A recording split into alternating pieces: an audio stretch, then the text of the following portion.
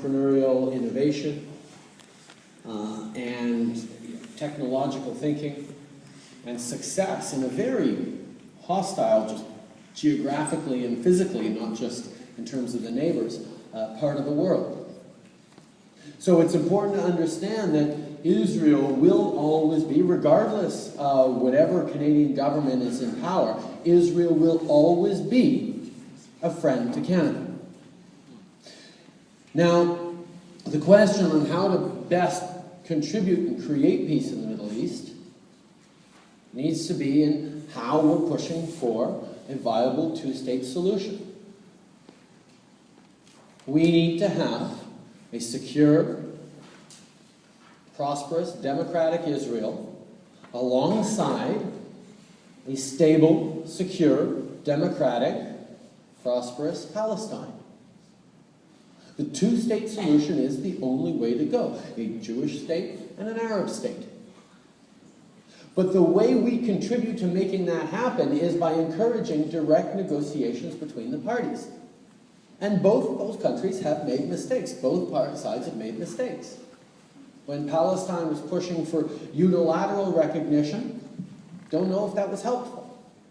Because you can't do it on one side while still refusing that Israel has a right to exist, which is still a part of many Arab countries' core doctrine. But on the other side, the continued proposal and the continued pushing of settlements by Israel, which are colonies established in Palestinian land by Israeli settlers, is also unhelpful for the day where we're eventually going to have to draw a map and a line between the two countries. So Canada needs to continue to be a strong friend and ally of Israel, but a strong force for peace in the Middle East that does what we do well in this country, which is bring people together and have people talk about what our common goals are. Because everyone in the region wants stability, security, prosperity. They want to be able to raise their kids in a way that they're going to be able to have hope for the future.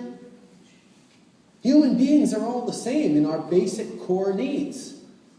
What we have to figure out, given the complexities and the challenges of geopolitics, is how we can best create that peace and stability without inciting and perpetuating old hatreds and wars. And that, for me, is something that I'm very excited about being a part of in the coming years.